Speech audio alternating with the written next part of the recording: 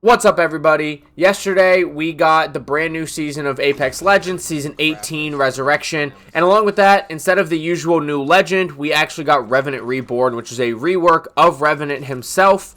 They completely changed his abilities except for his wall climbing passive, which actually did get buffed, essentially.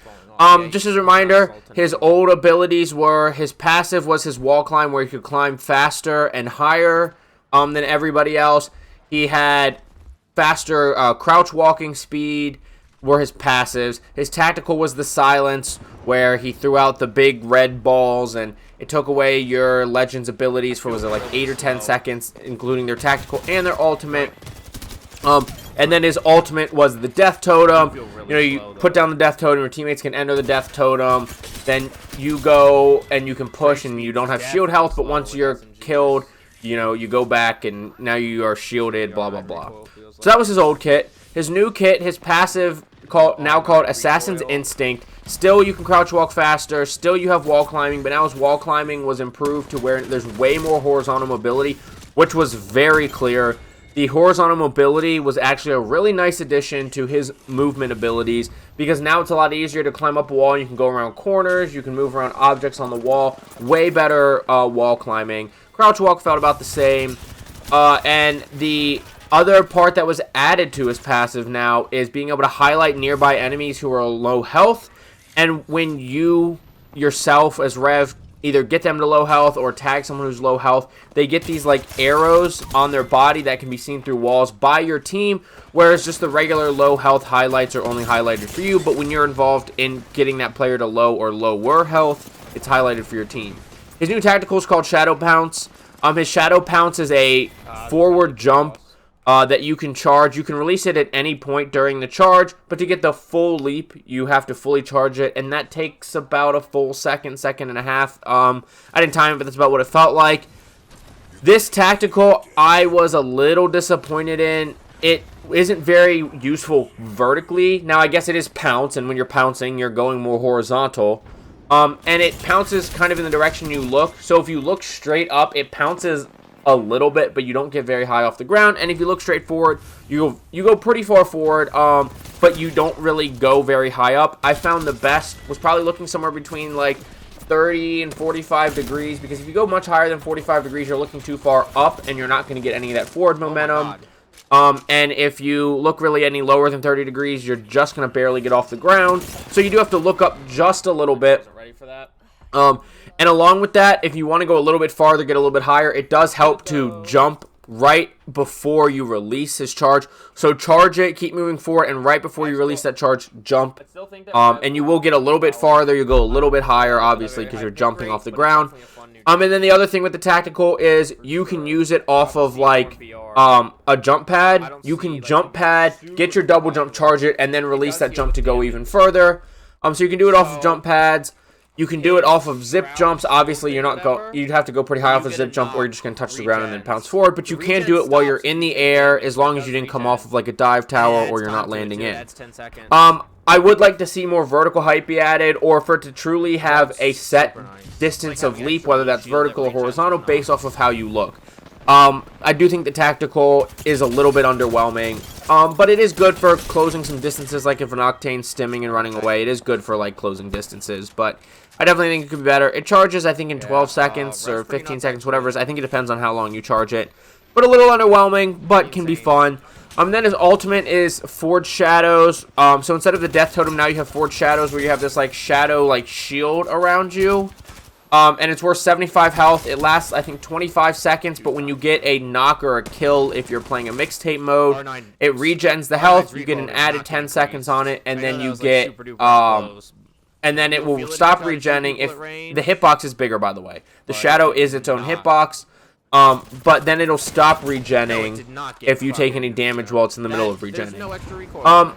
So, once again, this is, I think, a little underwhelming. The 75 health sure goes quick, especially with that bigger hitbox. There's some things like your teammates can stick grenades in it, and you can use it to push in. And be, essentially, you'd be just a big walking grenade. But I wanted to use a term that might get me in trouble, so I didn't. But Like in this that's his ultimate. There's not a whole lot of team utility unless you want to do cheeky things like sticking him with an arc star and having him run in at people. Whereas before, the death totem was a team utility. It essentially gave you another half of a life, whereas this is just for yourself. So where I think he kind of stands in the meta is, I think he is fun if you are with other movement legends and you're just, pub stomp and you're going for that 20 kills, because that leap does help you close the gap. So if you want to go third party a fight to get into your kill, to get more kills to add to your 20, you can leap into that fight. You can use that leap to rotate around more. And so I think it's good for that. Then I also think, if you're going for those high kills, or, you no-fill drop into pubs, his ultimate can be good for helping you in 1v2s and 1v3s. Of course, if you're going up against good players, good coordinated players, yeah, you have an extra blue shield, but if they have purple or red, you don't really have much of a health advantage on them unless you also have purple or red. So you have to be higher skilled than that team, like, combined, for it to really help you much in 1v2s and 1v3s. Obviously, it helps a little because you get more health and you can regen that health, but you're not getting much of the regen if you get a knock and the other teammates are still shooting at you. So where I think he's strongest is going to be for, like, solo queuing, because if you try to push into a bad fight with your randoms, you can pounce out. If you get a knock, you can pounce into the fight without having to worry about coordinating with your randoms. And I think he is good if you're playing ranked and you have, you have an Octane or a Maggie or a Pathy or a Vantage, legends with movement abilities. Then I can see him working well in squad. But as far as, like, comp goes, you're not going to see him in comp because he doesn't offer enough team utility. You're not going to see him probably in the high lobbies of ranked unless it's, like, the really top-tier players, like, his Watson. It's people like that who they can solo queue with anybody and be successful. You're not going to see him, I think, a whole lot in the meta. I think you're going to see him a lot within this first week because he's new, he's different. Just like you do with a lot of legends, you saw a lot of ballistic the first week. I've seen a whole lot less ballistic since. So I don't think he's really going to see a higher pick rate. I think you might see a higher pick rate at the beginning of the season, but I think he's going to fall right back down to the bottom of the pick rate unless people are just trying to make insane plays with Shadow Pounce for clips or uses Forged Shadows for 1v2, 1v3 clips. I think the rework makes him better in some ways, makes him less enjoyable in other ways, and I don't really see him moving up in the tiers of legends, moving up in the meta. I don't really see that happening, and he's definitely not going to be used anymore in comp. In fact, I could see him being used less because he has no real team ability other than that highlighting low health enemies. And if they're already low health and you're on a good comp team, you're already calming, you already know that person's low health, you already know where they're at.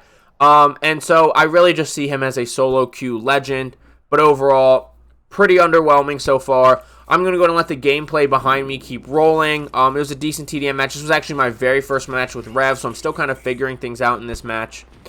But if you want to see me play Apex Live, it's usually Tuesdays, Thursdays, and then one day on a weekend. My Twitch is linked down below, so go ahead and follow me there. If I'm on Apex, you want to see me play Rev for a game, just ask. I'll try to fit him into gameplay if you come check me out live. And along with my Twitch link down below will be all of my socials, so please feel free to follow me there, comment on stuff, whatever. Any interactions, follows, whatever on my socials do make my day. So please feel free to follow those if you do so feel inclined. But I will see you on Broken Moon, Olympus, and and Kings Canyon so far this season. Get frying. Have a good day. Bye.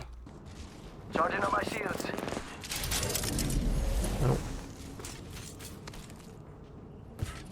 Jump that out. You can't escape death.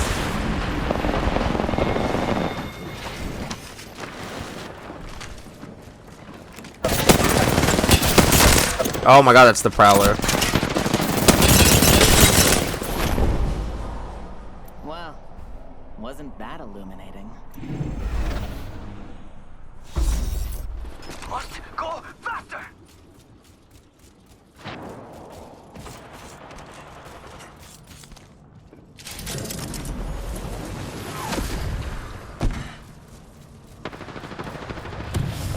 Escape's not an option.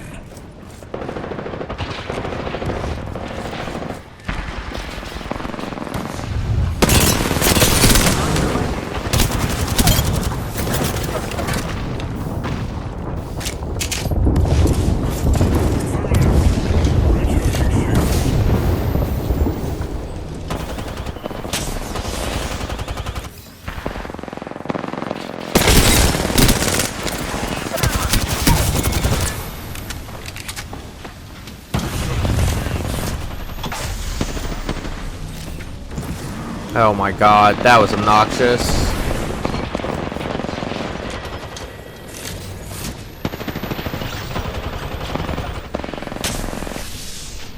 Charging on my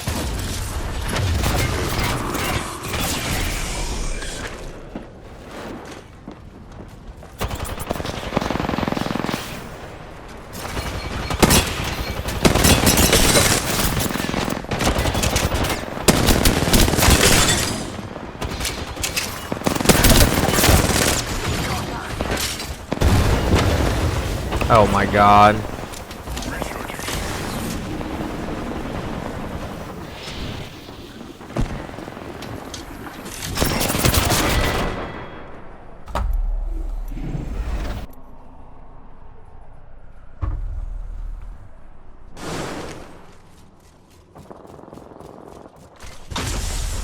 go faster.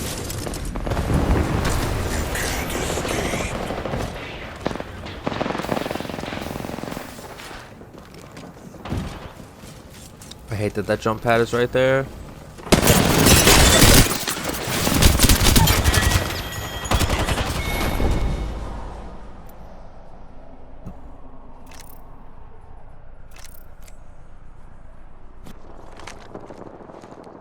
Oh, I stuck there. Charging shields. Come on, come on.